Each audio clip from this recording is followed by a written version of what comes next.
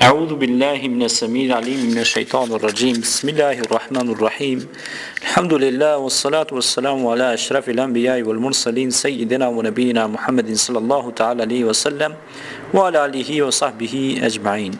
Falemderojmë Zotin, paqja qoftë mbi Muhammedin alayhi salatu wassalam, familjen e tij, shokët e tij dhe gjithë ata të cilët e ndjekin dhe pasojnë këtë udhë drejt fisnike. Allahu na boft prej tyre inshallah ya rabbal alamin, që punojmë në rrugën e vërtet, sirat al-mustaqim, rrugën e drejtë. Ligjërata jon e radhës vëllezër besimtar është zemra dhe llojet e saj. Allahu subhanahu wa taala në lidhje me këtë ka thënë: Inna sam'a wal basara wal fuada kullu ulaika kana anhu mas'ula. Surja Isra jeti 36, pra mos ju qas asaj për cilën nuk ke njohuri, pse dëgjimi, shikimi dhe zemra për të gjitha këto ka përgjegjësi para Zotit. Zemra për gjymtyrët është sikurse mbreti për ushtarët e vet. Ata i nënshtrojnë urdhët e tij, i shfrytëzon në gjërat që do dhe të gjithë janë në komandën dhe qeverisjen e tij, varësisht nga ai ndodhe dhe ecja drejt apo devijimi, dhe sipas vendimeve të tij janë të vendosur apo të çiltërt. Pejgamberi sallallahu alaihi wasallam ka thënë: në trup ka një copë mishi, nëse ajo është e mirë, i tërë trupi është i mirë. Nëse ajo është e prishur, i tërë trupi është i prishur. Kjo copë mishi është zemra.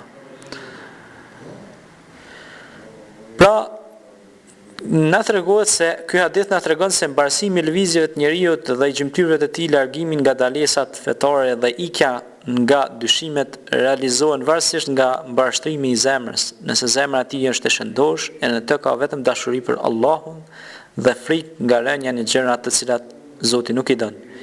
I mbarshtohen edhe lëvizjet e të gjitha gjymtyrëve. E kjo shkakton largimin nga të gjitha ndalesat fetare dhe kujdesin nga dyshimet për të ruajtur që të mos bjerë ndalesa fetare. Nëse zemra është e prishur dhe tek ajo mbizotron pasimi i epshit, kërkimi i asaj që dëshiron epshi i saj, edhe nëse këtë gjë urren Allahu, i prishen edhe të gjitha lëvizjet e gjymtyrëve të tij dhe nxitet për t'i bërë të gjitha gjunohet dhe veprat e dyshimta me aq sa e pason zemra e tij epshin. Zemra pra është mbreti, trupi është zbatuesi i asaj që urdhon mbreti, i pranon udhëzimet e tij. Veprat e trupit nuk kanë vlerë nëse nuk vijnë nga qëllimi i mbretit. Dhe ai jep llogari për gjithë trupin e tij, sepse çdo çoban jep llogari për tufen e tij. Për tufen e vet, kështu ka thënë pejgamberi alayhis salam, kullukum ra'in wa kullukum mas'ulun 'an ra'yatihi. Çdo bari pra është përgjegjës për tuben e vet. Për këtë shkak kujdesi për mbarësinë e zemrës dhe orientimin e saj është gjëja më parësore, për cilën shqetësohen adhuruesit, salikunët, udhëtarët drejt Allahut. Kurse njohja e smundjeve të zemrës dhe shërimi i tyre është gjëja më e rëndësishme, me të cilën angazhohen ata që janë të dhënë pas adhurimit nasikun. Me që zemra cilësohet si e gjallë dhe e vdekur, prandaj edhe ndohet në 3 kategori: zemra e shëndosh, zemra e vdekur dhe zemra e sëmur. Zemra e shëndosh, kjo është zemra e cila shpëton njeriu në ditën e Kiametit. Allahu subhanahu wa taala thot: Yawmun la yanfa'u al-malu wa la banun illa man ata Allahu biqalbin salim. Surja pra Shuara, ajeti 88-89. Ditën kur nuk bën dobi as malli as fëmijët, bën dobi vetëm kush i paraqitet Zotit me zemër të shëndosh.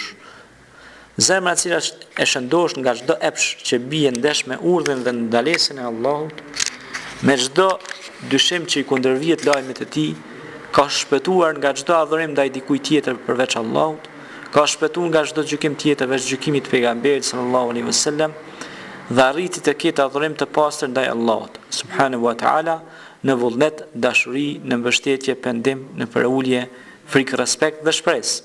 Për pasojë dhe veprat i ka të sinqerta, nëse do kënd apo ndonjë gjë, ky njeri do ta dojë për hir të Allahut.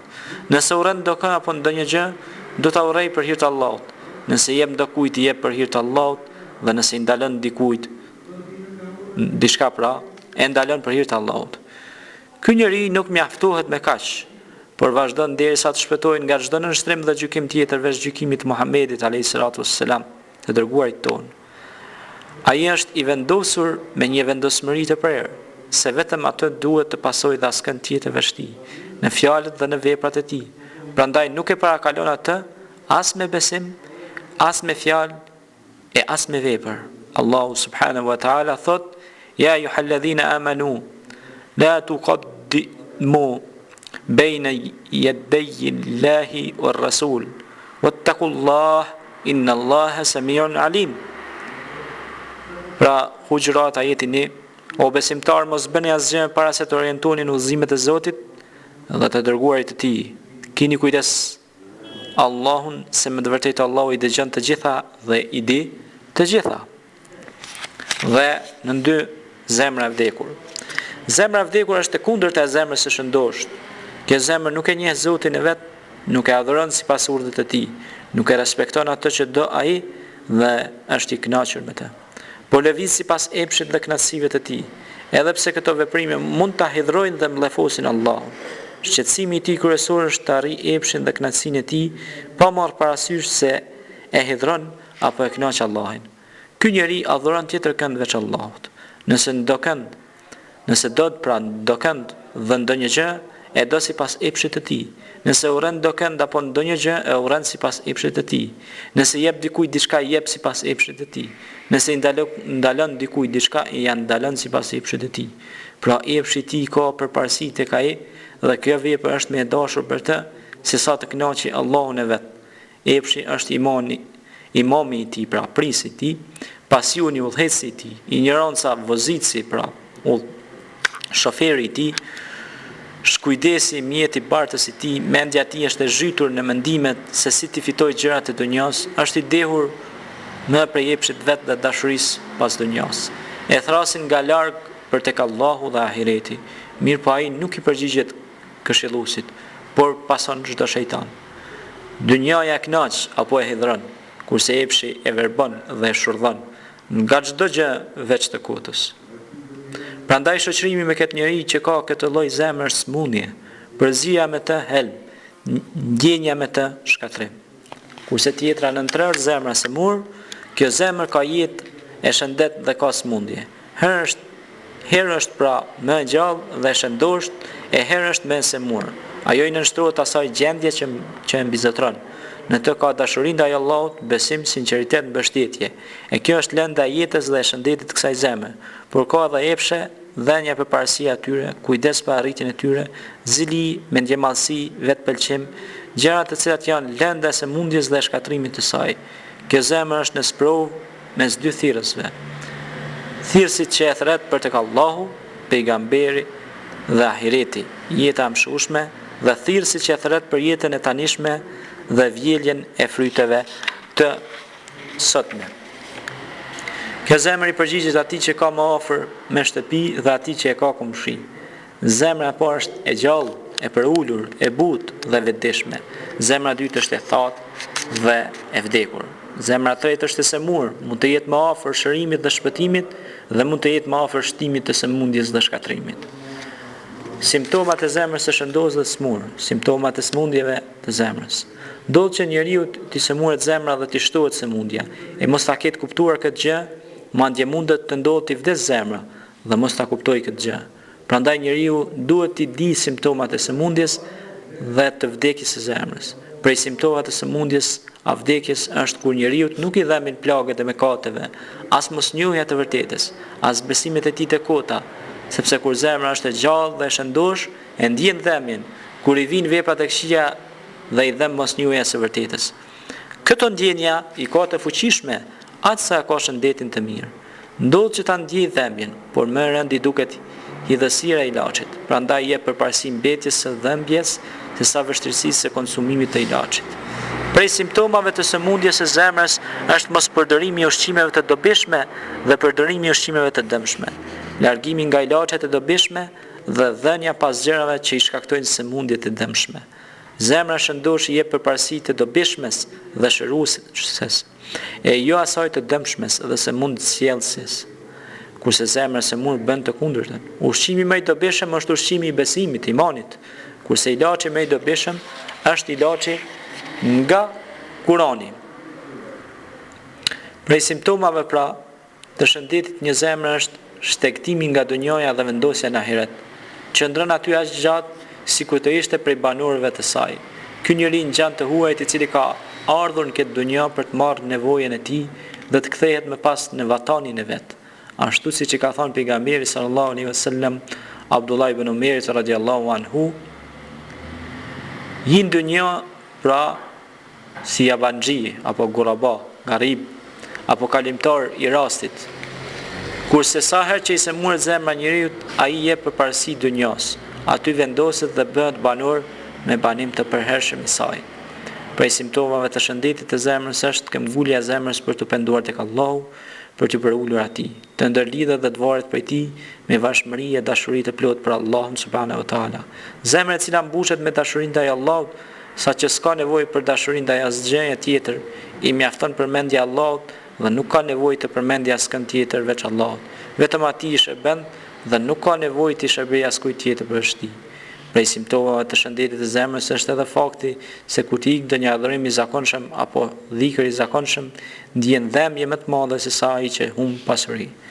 Prej simptomave të shëndetit të zemrës është fakti se e merr malli për shërbimin ndaj Allahut, ashtu sikur se mallaxhieti i uritur i për ushqim dhe pije. Yahya ibn Muadh thot, kush gëzohet duke i shërbyer Allahut, të gjitha gjërat gëzohen duke shërbyer atë. Dhe kujt i kënaqet syri duke shikuar Allahun, sytë të gjitha krijesave kënaqen duke shikuar në të. Prej simptomave të shëndetit të zemrës është të ketë vetëm një shqetësim, adhurimin Allahut subhanahu wa taala. Prej simptomave të shëndetit të zemrës është kopracia ndaj kohës. Mos të ikë kot koha pra, ashtu siç janë njerëzit kopras për pasurinë e tyre. Prej simptomave të shëndetit të zemrës është që kur të hyn namaz, i largosh çdo breng dhe preokupim i dunjas, por aty në namaz gjen rehatin, begatin, kënaqësinë dhe gëzimin e zemrës. Prej simptomave të shëndetit të zemrës është që kur mos lodhet nga përmendja e Allahut, nuk mërzitet nga shërbimi që i bën atij dhe me askën tjetër veç Allahut nuk qetësohet, përpos me ata që e çojnë tek ai ose ja kujtojnë atë. Prej simptomave të shëndetit të zemrës është që shqetësimi i tij më i madh të jetë përmirësimi i veprës se sa vetë vepra. Prandaj kujdeset të jetë i sinqert në vepra, ta bëj si është më mirë, të pasoj pejgamberin sallallahu alaihi wasallam, të arrijë gradën e mirësisë, të dëshmoj se edhe këto vepra të mia janë begati e Allahut dhe se ai ka shumë mangësi në kryerjen e detyrave karshi Allahut subhanahu wa taala. Shkaqet e sëmundjes së zemrës pra janë fitnet, trazirat që e kaplojnë zemrën, janë shkaqet e sëmundjes së saj. Ato janë fitnet e epsheve dhe të dyshimeve. Epshet ja prishin synimin dhe vullnetin e njeriu, kurse dyshimet ja prishin dijen dhe besimin. Hudhaif ibn Yemani radiallahu anhu na tregon se Muhamedi alayhis salam ka thënë: "I ekspozohet zemrës fitnet një nga një, si hasra që thuret nga kashtat e plishit. Çdo zemër që i thith këto fitne i shtohet një pikë e zezë dhe çdo zemër që i refuzon i shtohet një pikë e bardhë. Gjithsa zemra të shndërrohet në dy zemra. Zemra e zezë gjyrhiri, e larguar nga maturia dhe drejtësia dhe e përmbysur, nuk e pranon të mirën dhe nuk e mohon të keqen, veç asaj që ja pranon epshi vet. Zemra e bardhë, së cilës nuk i bën dëm asnjë fitne, përderisa të ekzistojë qielli dhe toka." Pejgamberi sallallahu alaihi wasallam i ndau zemrat në dy lloje. Në një zemër e cila kur ballafaqohet me fitnet, sprovat e thith atë sikurse sfungjeri thith ujin. E bëhet në atë zemër një pikë e zezë, pastaj vazhdon të thithë çdo fitne që i vjen derisa të nxihet tërësisht dhe të përmbyset. Kjo është domethënia e hadithit e larguar nga maturia dhe drejtësia dhe e përmbysur dhe e zbrapsur. Kur të nxihet dhe të përmbyset i ndodhin dy defekte dhe dy smundje të rrezikshme dhe të cilat e çojnë në shkatrim. Një, i përzihet e mirën me të keqen, prandaj nuk e pranon të mirën dhe nuk e mohon të keqen. Mund të shtohet kjo smundje saqë të besoj se e mira është e keqja dhe e keqja e mirë, suneti bidati sunet, e vërteta e kohët dhe e kohët e vërtet. 2. Qeverisja nga epshi i vet kundrejt asaj që na sjell Muhamedi sallallahu alaihi wasallam, i nënshtrohet epshit dhe ndjek vetëm atë. Zemra e bardhë në të cilën shkëlqen drita e besimit dhe bën dritë si llam, e kur ballafaqohet me fitnet e sprovat i mohon ato dhe i refuzon, e kjo vepër ja shton edhe më tepër dritën dhe shkëlqimin. Pra shkëlqen dhe ndriçon kur bën zemra punë të mira me një të pastër me ihlas, ajo shkëlqen pra dhe Allahu xhalla xhelaluhu wa xhalla shanuhu është i kënaqur me atë zemër që e përmend Allahun, sepse ala bi dhikrillahi tatma'innu al-qulub, me të vërtetë me përmendjen e Zotit zemrat rahatohen, qetësohen, e kështu që zemra i kthehet Allahut Dhul Xhelal duke adhuru dhe gjuha e saj të mos ndalet duke përmend Allahin, por duhet kemi kujdes edhe në teprim biseda, teprim shikim sepse dobësohet, helmohet zemra, teprimin ushqim, teprimin përzije me njerëz, teprimin bisedë, teprimin shikim, teprimin ushqim, pra të gjitha këto do thot helmojnë zemrën. Për shembull teprimi biseda është me të vërtetë pra teprimi po ashtu edhe në shikim, edhe në gjëra ndryshme. Dhe duhet ta dim se Allah subhanahu wa taala ka thënë ma yalfidhu min qawlin illa ladayhi raqibun atid, që ai nuk hedh ndonjë fjalë të mos jetë pranë tij përcjellës i gatshëm. Pra duhet me ditë se neve Allahu Teala na i ka dhënë kiramun katibin që i shkruajnë veprat e mia dhe të këqija, edhe duhet me pas kujdes edhe me qenë të matur edhe në të folurit tonë, sepse të folurit nga njerëve tepërt edhe të folurit pa vend e vdes zemrën. Allahu inshallah na ngjall zemrat tona me besim ndaj tij, me adhurim dhe përkushtim në rrugën e Allahut subhanahu wa ta'ala ma yushrikun. أقول قولي هذا واستغفر الله لي ولكم فاستغفروه إنه هو الغفور الرحيم.